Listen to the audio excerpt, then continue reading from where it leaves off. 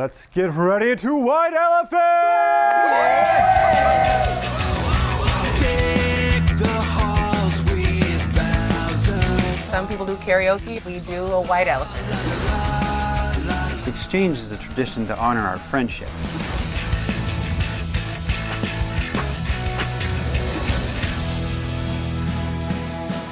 So how is this gonna work? Nobody take my gift, which is the red shoebox. I have a feeling there's gonna be a big surprise tonight. You do? Just the eggnog. What? We're your best friends. If we can't conceal your pregnancy from your boyfriend, then who can? I always thought we would have been the first. Aww. Should we have been the first? I mean, we can't pass them, babe. That's not how it works. I just don't know if we're gonna work out. What makes you think that? Well, she said, I don't know if we're gonna work out. Isn't there a size limit? 1 to 8 feet circumference, 1 to 500 pounds. Creativity's encouraged. She knows no snuggies, right? $100 value or more. No living gifts. Do you guys remember the albino turtle? I shelled out a lot for it. Okay, is anyone else completely lost? This white elephant is not over! It is my kid, right? Why does everybody keep asking me that? I didn't come here to break up with Wade. I'm so sorry, babe. Billy is a liar, and he needs to hear how much he hurt us. Wow, you were going so far. Why don't we just get on with the game? I needed every last piece of that beef jerky to properly sculpt it into a meat bouquet. It's beautiful. I feel so alive! Try it on. Try it on. I will take that thing. So, on a rope? Whoa! How's it hanging? What if we get stuck with something we don't really want? Now that is a white elephant gift. Could probably sound that part. Best white elephant ever. Oh, yes. Corey, Jeff in Vegas. Good afternoon. Hi, how are you? I'm Thank doing you for your- good. Thank you for your time. Oh, my pleasure. Thanks for joining me today to talk about White Elephant. Of course, I'm excited. You know, 8 friends gathered for the holidays, White Elephant Party. I mean, who hasn't done a White Elephant Party, right, over the years?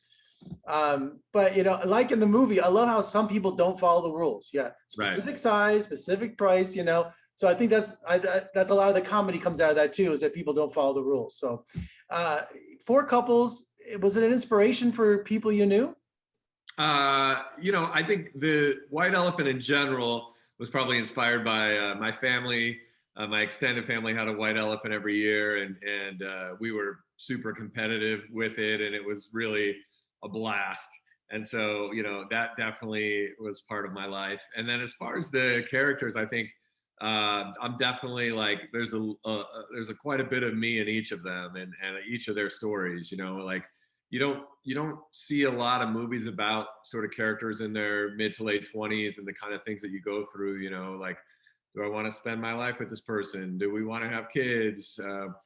You know, my significant other is more successful than me. What does that, you know, feel like? Or are we a couple or not we a couple? Like, all of those things are all things that I very much went through and very much inspired those storylines. I was going to say, it's definitely a millennial's point of view. It's their story that's unique, not Generation X, not baby boomers. These are problems and situations that's specifically to millennials, which I thought very friends, you know, very kind of energetic like that.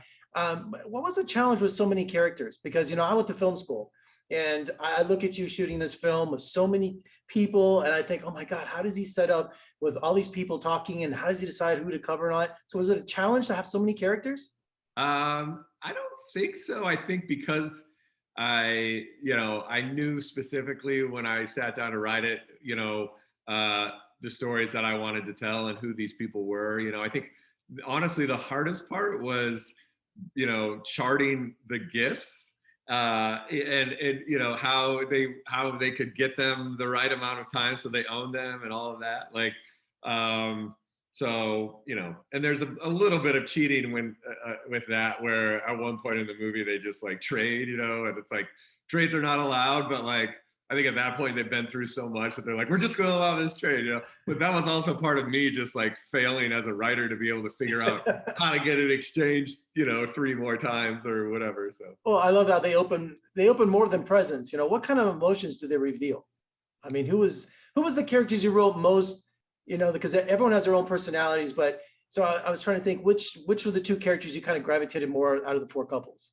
Yeah, I mean, I think it's a really an ensemble movie, but I think PJ and Billy, because they're the hosts, and I think they have the most drama going on. That's sort of your A storyline, I guess, in the movie, and it's I've had a lot of feedback of like, why is PJ so mean? Like, how could she say some of the things she says? And I said, well, have you ever found out that your significant other was unfaithful? Because if you haven't, you can't really judge because you don't know how you would react. And so, that to me is kind of the most interesting drama of like, a lot more does get open than presents. And the biggest one being that, like, you find out that, your significant other was unfaithful. Like that can be pretty big, right? And not even in private either. It's a in front of all your friends, Right. A Merry Christmas, right?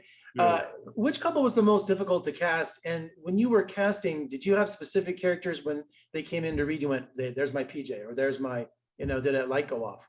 Yeah. It was, we made this movie during the pandemic, which, was a blessing and a curse. And the curse just that it was, really challenging, of course, but there was a way more blessings outweighed the curses. And the biggest one was that, no one was working. So everyone was available. And we had amazing people audition for this movie. And, I had finished, I think I watched 13 Reasons Why during the pandemic, and I watched you during the pandemic. So the to cast Devin from 13 Reasons and Carmela from You was just like amazing, because they were just so fresh in my mind as people who I loved and loved their performances. But once we actually got into auditioning, Lana blew me away as PJ, and I think and right when she was the front runner for that role from the very beginning, and then it helped me sort of put the rest of the cast together because I kind of knew who that would be. And the most interesting thing about it is that Nathan auditioned originally for John, and he had a mustache, and he was really, really silly, and we just loved him in that role. And then I found out that he's married to Lana in real life, and we said, well, we should just have him read Billy too, just so they could read together, And then when he did that, they were so great together, and the idea that they could, rehearse, because we did a lot of sort of Zoom rehearsals, and the idea that they could rehearse together because they live together, so it was just like, oh yeah, there's going to be a lot of advantages of casting this real couple as a real couple. So. And as a director, it was such an advantage to have the story take place in one place, that you didn't, almost like a play, So for a director, that must have been budget-wise and time-wise just a real essential part of shooting this movie. Absolutely. I mean, it was, I think it was, June or something like that, and probably in May of last year, we wondered if we'd ever make a movie again, because of just how scary it was with the future of the world and the pandemic and everything. But then I think it was, in June or so, I called up my production company partner and I said, I think White Elephant might be the perfect, pandemic movie, because it's a small cast. And I think the key for us is that we created a set with a really small crew as well. So it felt really safe. And we also shot it in a really short amount of time. And the key to that was just all those rehearsals that we did. So. Well, and the film's coming out, it's like a Christmas in July, right? So the pandemic really put a kink in your release plans, because I read that you wanted it in Thanksgiving last year, or? Right. I mean, I think, the good thing about it is that there's no snow, there's no Santa Claus, there's no hotel in Utah or whatever. So it's kind of the perfect Christmas in July movie because for those reasons. And also a White Elephant gift exchange, really you could do any time of the year, a lot of people do it for an office party, sometimes you do an office barbecue. I think I want to start a tradition of White Elephant gift exchanges in July. We're going to start that right now. Well, I was really surprised and delighted with the energy of the cast, the timing of the cast.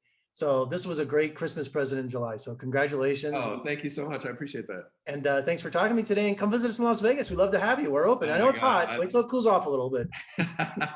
I love coming to Las Vegas. I will definitely go. And I usually do go this time of year. I have a daughter who is in dance, and she has competition there in July, and it's pretty surreal to be there in July. Oh, I bet.